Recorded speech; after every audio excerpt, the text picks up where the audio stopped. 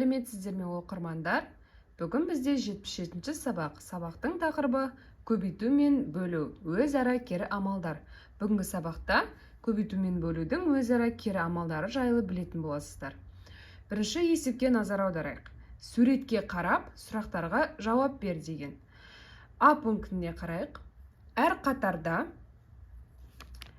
4 шаршыдан болса, яғни бірінші қатарда 1, 2, 3, 4. Екінші қатарда 4 шаршы, үшінші қатарда 4 шаршы. Онда 3 қатарда неше шаршы бар деген сөз. Санайық. 1, 2, 3, 4, 5, 6, 7, 8, 9, 10, 11, 12. Яғни әр қатардағы бірінші қатар, екінші қатар, үшінші қатар, бірінші шаршы, екінші шаршы, үшінші шаршы, төртінші шаршы. Осылардың бәрін қосып, 4-ті 3 рет қоссақ, 12. Оны көбейту түрінде біз 4 көбейту 3 деп жаза аламыз. Екінші пунктке қарайық.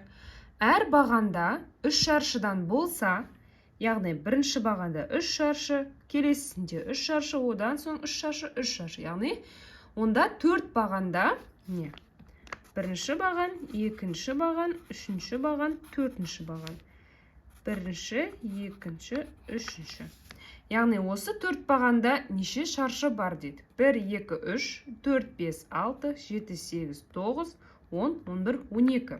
Яғни 3-ті біз, мына 3-ті 4 рет қостық. Ол кезде 12-ге тең болды. Яғни көбейтінді түрінде жазсақ 3 көбейтілген 4. Бұдан не байқауға болады? Яғни көбейтінділердің орындарын ауыстырғанмен көбейтіндінің мәні өзгермейді екен. Екінші, ә пунктіне келейік. 12 санында 4-4-тен неше рет бар? Яғни 12 санынан біз 4-ті 0 болғанша азайтуымыз керек. 12-ден 4 азайтсақ 8. 8-ден 4 азайтсақ 4. 4-тен 4 азайтсақ 0. Яғни 12-ден 1, 2, 3, 4 азайтқан кезде бізде 0 қалды. Яғни 12-ні 4-ке бөлсек 3 болады деген сөз. Келесі. 12 санында 3-3-тен неше рет бар? Яғни бұл жерде біз 12 санынан 3-ті 0 болғанша азайтуымыз керек. 12-ден 3-ті азайтамыз. 9. 9-дан 3-ті азайтамыз. 6. 6-дан 3-ті азайтамыз. 3. 3-тен 3-ті азайтамыз. 0. Яғни 12 санында 3, 1, 2, 3, 4 рет кездеседі екен. Бұл азайту түрін біз бөлу түрінде 12 бөлінген 3 тең болады 4 деп жаза аламыз. Яғни біз теңдіктерді шештік, бөлінділердің мәндерін таптық. Енді бөлінгішті, бөлгішті, бөліндінің мәнін атайық. Бұл жерде 12 бізде бөлінгіш, яғни бөлініп тұр. 3 бізде бөлгіш, 12-ні бөліп тұр. Ал содан шыққан сан 12 бөлу 3 тең болады. 4 бізде бөліндінің мәні деп аталады. Екінші есеп. Теңдіктерді зертте және қорытынды жаса дейді. 4 көбейту 3 тең болады 12 және 3 көбейту 4 тең болады 12. Бұл жерде біз қандай қорытынды шығарсақ болады? Яғни көбейтінділердің мәндерін ауыстырғанмен көбейтіндінің мәні өзгермейді. Яғни қараңыздар, 12-ні 3-ке бөлсек, жауабы 4. 12-ні 4-ке бөлсек, жауабы 3. Ә пунктін осы ережеге сәйкес шығарайық. 8 көбейту 2 тең болады 16. Біз бұны 2 көбейту 8 тең болады 16 деп жазаламыз. Және бөлінді түрінде жазсақ, 16 бөлеміз 2 тең болады 8. 16 бөлеміз 8 тең болады 2-ге. Келесі. 2 көбейту 5 тең 10. 5 көбейту 2 де 10-ға тең болады. Енді осы бөліндінің мәнін сол көбейтіліп тұрған сандарға кезек-кезек бөліп шығамыз. Егер 10-ды 5-ке бөлсек 2 шығады, 10-ды 2-ге бөлсек 5 шығады.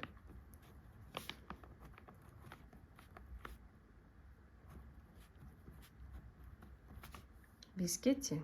Енді бөліндіні. 18 бөлі 3 тең 6. 18 бөлеміз 6 тең болады 3. Көбейтінді түрінде біз қалай жаза аламыз? 6 көбейту 3 тең 18.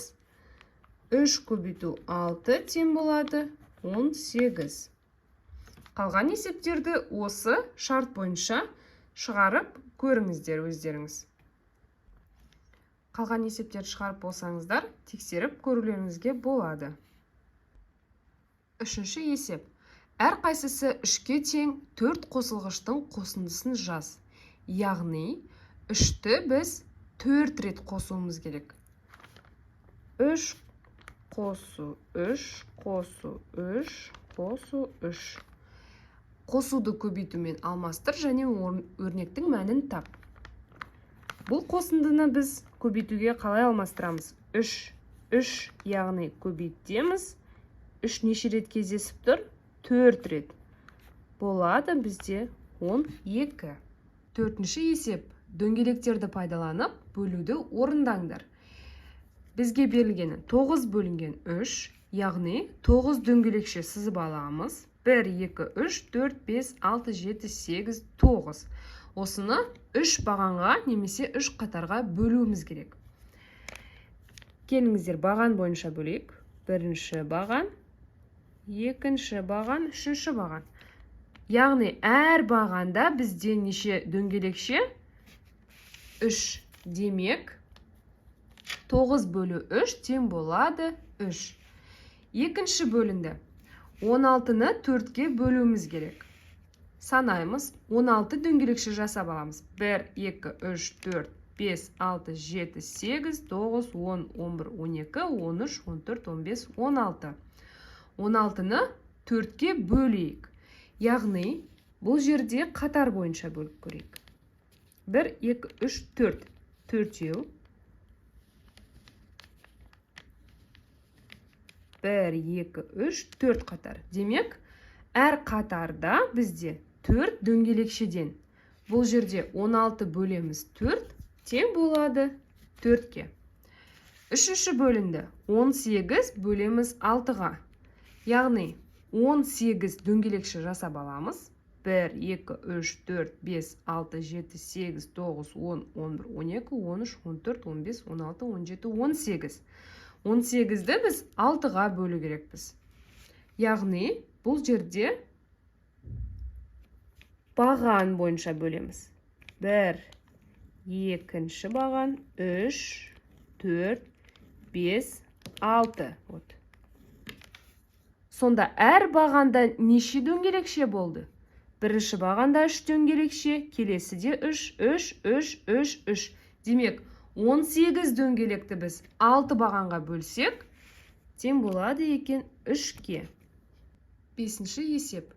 7 қосу 7, қосу 7, қосу 7 қосындысының мәнін тап. Осы өрнекті көбейтінді түрінде жаз, және оның мәнін тап.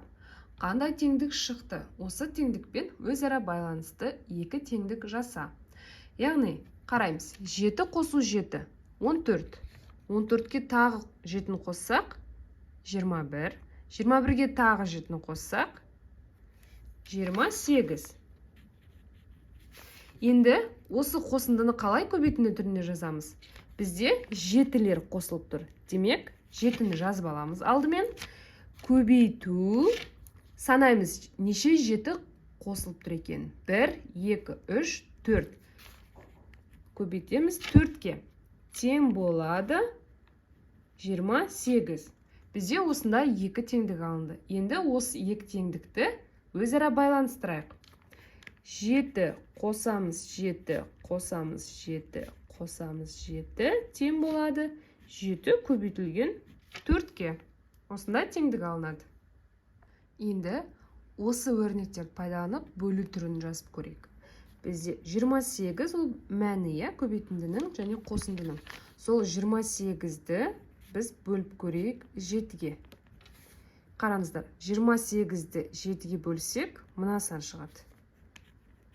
Ал 28-ді 4-ге бөлсек, 28-ді 4-ге бөлсек, мына сан шығады.